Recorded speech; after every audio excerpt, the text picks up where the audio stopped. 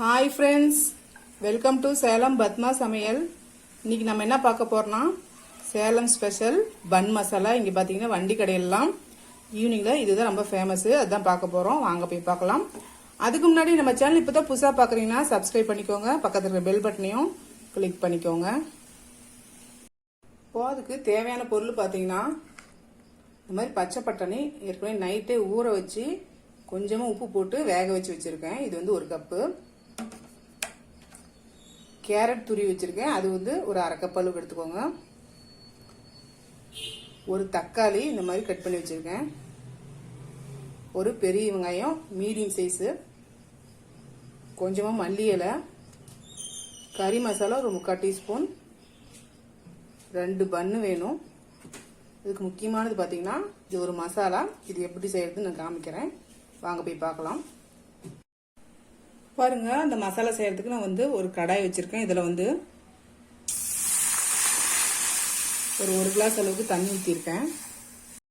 இப்போ இதில் ஒரு சின்ன துண்டு இஞ்சி, ஒரு 6-7 பல்லு பூண்டு, ஒரு சின்ன துண்டு பட்டை, ஒரு 3 லவங்கம், 3 பச்சை மிளகாய், இதை வந்து ஃபர்ஸ்ட் போட்டு வேக வச்சிடலாம்.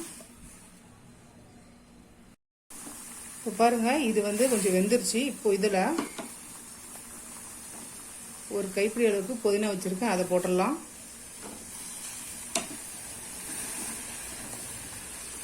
இது ஒரு 1 நிமிஷம் இருக்கட்டும். இப்போ இதை ஸ்டவ் ஆஃப் பண்ணிடலாம். இதை ஆற வச்சு நைஸா பேஸ்ட் மாதிரி பண்ணிக்கலாம். இப்போ பாருங்க, நான் வந்து ஒரு கடாயை வச்சிருக்கேன். நான் வந்து இரும்பு கடாய் வச்சிருக்கேன். இதுக்கு இரும்பு கடாயோ இரும்பு தோசை கல்லையோ செஞ்சதான் டேஸ்டா இருக்கும். அதனால வந்து நான் இரும்பு கடாயை வச்சிருக்கேன். இப்போ இதெல்லாம் ஒரு 3 டீஸ்பூன் அளவுக்கு எண்ணெய் ஊற்றிக்கிறேன். இப்போ இதில் வெங்காயம்,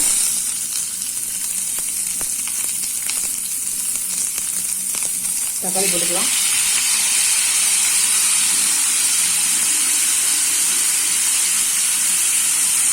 மல்லி இலை போட்டுக்கலாம். இப்போ வதக்கிக்கலாம். இப்போ இது வதங்கிருச்சு. இப்போ இதில் நம்ம அரைச்ச இந்த மசாலா ஒரு டேபிள் ஸ்பூன் அளவுக்கு ஊற்றிக்கலாம். இது ஒரு 1 நிமிஷம் வதக்கிக்கலாம். இப்போ இதில் தேவையான அளவுக்கு உப்பு போட்டுக்கலாம். நான் ஒரு 1/2 டீஸ்பூன் போடுறேன். கேரட் துருவல் போட்டுக்கலாம்.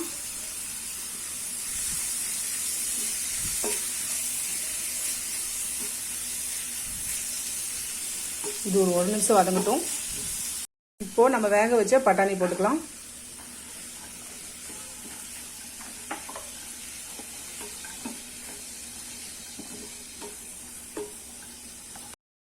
இப்போ நம்ம பண்ணை போட்டுடலாம்.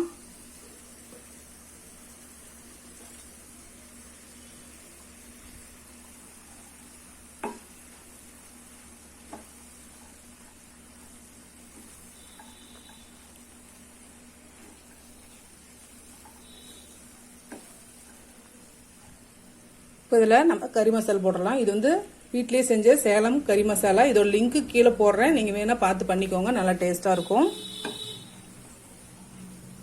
இப்போ பாருங்க, இது நல்லா மிக்ஸ் ஆயிடுச்சு. இப்போ கொஞ்சமாக மல்லி இலை போட்டு இறக்கிடலாம். அவ்வளோதாங்க, நம்ம பன் மசாலா ரெடிங்க.